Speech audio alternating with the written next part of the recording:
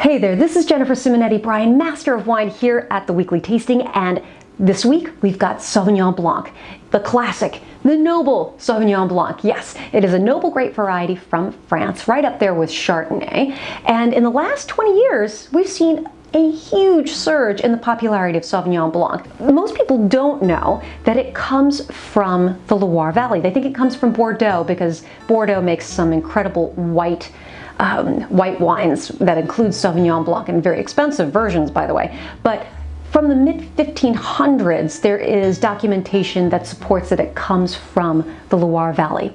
Now, Sauvignon Blanc is a very refreshing grape. It's light in body, it's high in acid, and in the 1990s, for some reason, people were looking for an alternative to Chardonnay, because I guess California was creating at the time some really big, bold, oaky, buttery Chardonnays. They used to call them butter bombs. And so they were looking for the antithesis of that, and I think Sauvignon Blanc fills that. Sauvignon Blanc is high in acid, where Chardonnay is fairly low in acid. It is light in body, where Chardonnay can be very large in body. Even in Chablis, it can be more voluptuous than Sauvignon Blanc. And there's also a grassy, kind of herbaceous note that you get in Sauvignon Blanc that you don't get in Chardonnay or other white grape varieties. So it's got something fresh and unique there. Sauvignon Blanc, in terms of the Loire Valley, though, it grows along the Loire River, right? So there's a cooling influence of the Loire River, and the Loire Valley is located fairly up north, so it's northwestern France. So you've got the river that empties out into the Atlantic Ocean. So you've got some cooling influence from the Atlantic Ocean there, which raises the acidity of wines, but because of the river itself, it's creating a moderating influence, so those grapes can get quite ripe.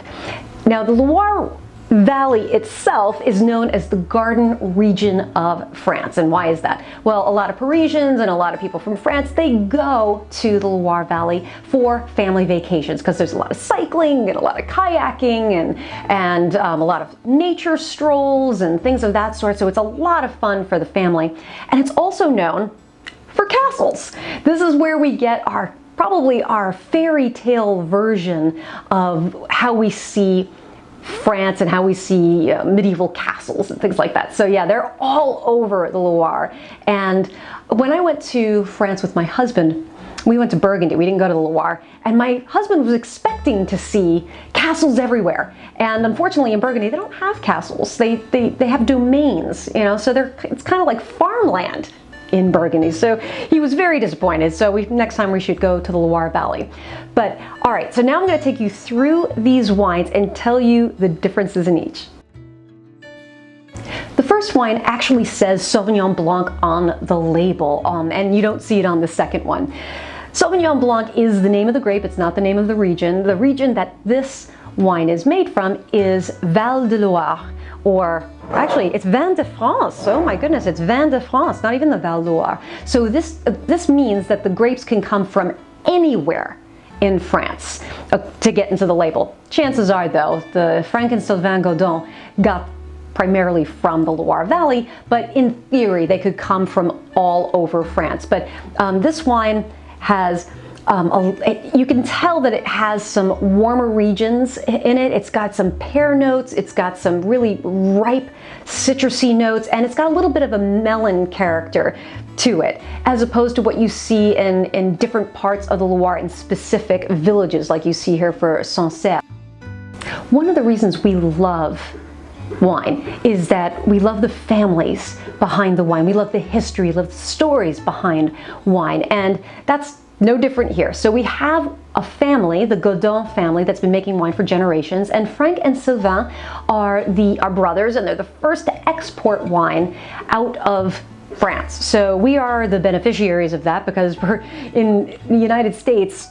Before this, we haven't had a chance to taste their wines. Otherwise, you had to go to France for that. So that's a little gem for you. But these two brothers have been making wine with a particular focus on terroir. They really want the land to speak to you. Now, terroir is a concept, a French concept, where it includes climate and soil and topography. Most people think it just means soil. It's not just soil. It's everything around the vine that makes it taste the way that it does. And they very much focus on terroir. They want to make sure that the land comes through, and I mean, not that they don't like Sauvignon Blanc coming through, because the character of Sauvignon Blanc is going to remain the same, but they want the land to speak for itself, and I think you'll see that in these wines.